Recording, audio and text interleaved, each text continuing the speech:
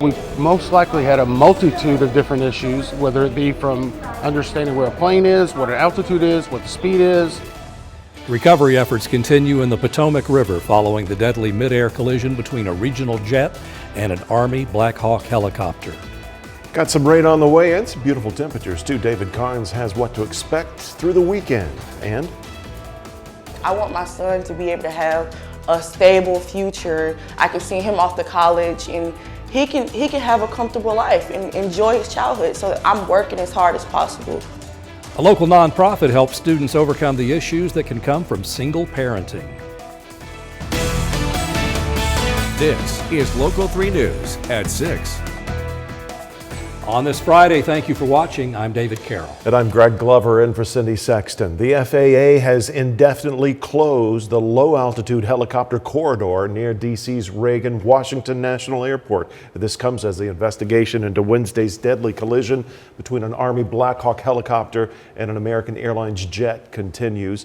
Answers could be in the jet's flight data and voice recorders known as black boxes, which were recovered last night. We've also learned today that the recorders from the Black Hawk have been recovered and are in good condition. Some aviation industry experts and former pilots are focusing on that Black Hawk, suggesting the helicopter may have been flying at a higher altitude than it should have, possibly outside of its approved path. I've flown this route too many times to count. You stair step down your altitude and you keep that 200 feet plus or minus, 10, 20 feet. The preliminary NTSB report could come in as soon as 30 days, but final findings may take more than a year. It said they do not want to put something out quickly just to end any speculation. NBC Nightly News continues coverage of the mid-air collision right here on Local 3. It's your news to watch. A Whitwell High School teacher resigned after admitting to sending inappropriate pictures to a student. Let's get more from Dallas Payton. Around 11:30 on Thursday morning, the Whitwell High School principal was made aware of a female teacher that had been sending photos to an 18-year-old male student, and that's when the investigation began.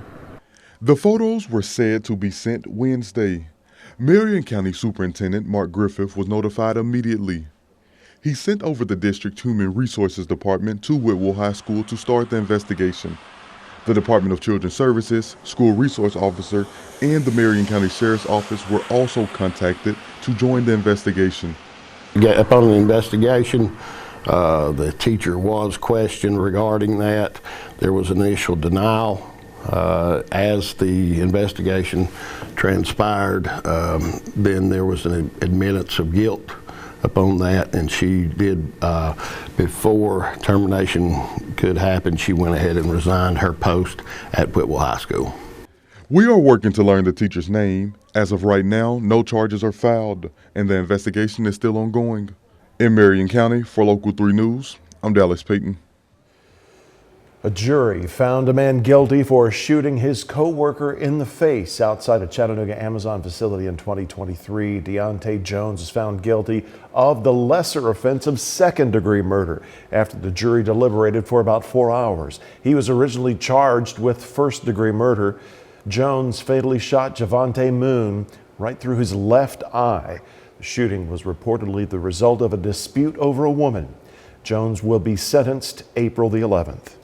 A person died after a crash on I-75 in Bradley County. The State Highway Patrol says a Jeep ran off the side of the road and hit a guardrail. James Shepard died in the crash, and a woman in the car was injured.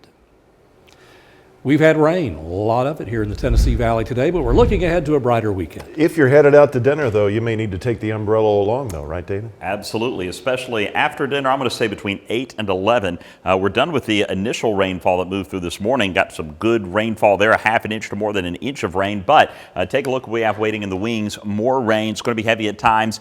We may see a rumble of thunder. I think that'll weaken a bit before it gets to us, but between 8 and 11, that'll be moving through the Tennessee Valley.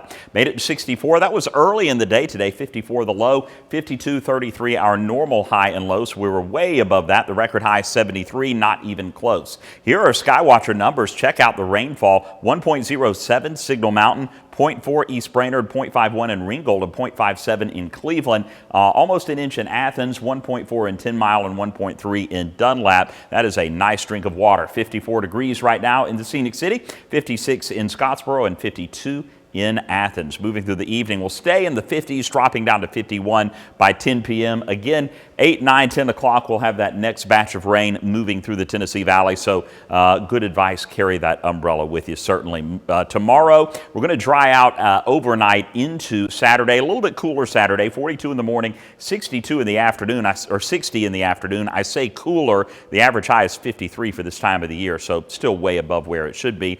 Notice these are the record. The red is the record highs for each day. We're going to come close, 71 Monday, 73 Tuesday. The closest we'll get 73 on Wednesday, and could we tie a record high of 70 on Thursday? It's possible, and then we'll cool back down a little bit more as we head into next week. But 70s next week, guys, and maybe a little more rain toward the end of next week as well. Can you trust the Groundhog Day is on Sunday. We will take a look at the most accurate and the least accurate groundhogs around the country coming up.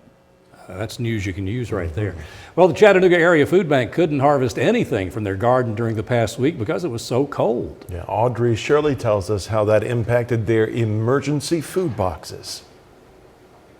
Not only have local businesses, households, and schools been impacted by the freezing temperatures we experienced last week, but so have those in need. I spoke with the garden coordinator, Laura Robinson, about how these freezing temperatures have also impacted the Chattanooga Area Food Bank garden. Yeah, so everything that we harvest in the garden goes to the emergency food boxes. So when the temperatures get that cold, we aren't able to harvest anything. And so then we can't send over any fresh vegetables over to our Foxwood Food Center, which is where people pick up the emergency food boxes. Robinson says thousands of households are served every month through Foxwood.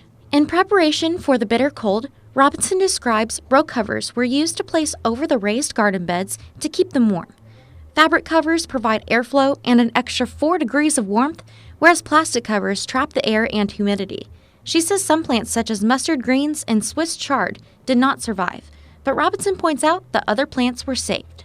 So there are only a couple of things that I wouldn't cover because I know they'll survive no matter kind of what the temperature is, like leeks and garlic. I don't have to worry about those. But yeah, if I didn't cover pretty much everything else that's out in the garden right now, which are kale, collards, arugula, lettuce, those things definitely would have died if I hadn't covered them. In addition to the cold, the current drought also hurt the plants. Robinson describes rainfall is healthier for plants to thrive under than the irrigation system they have for the garden, since the rain has more nutrients. Even if I provide the exact same amount of water through an irrigation system versus what we got from rainfall, it's just never as good. The plants just seem to respond so much better. If you would like to learn more about how to volunteer or donate at the Chattanooga Area Food Bank, click the story in our app. Reporting for Local 3 News, I'm Audrey Shirley.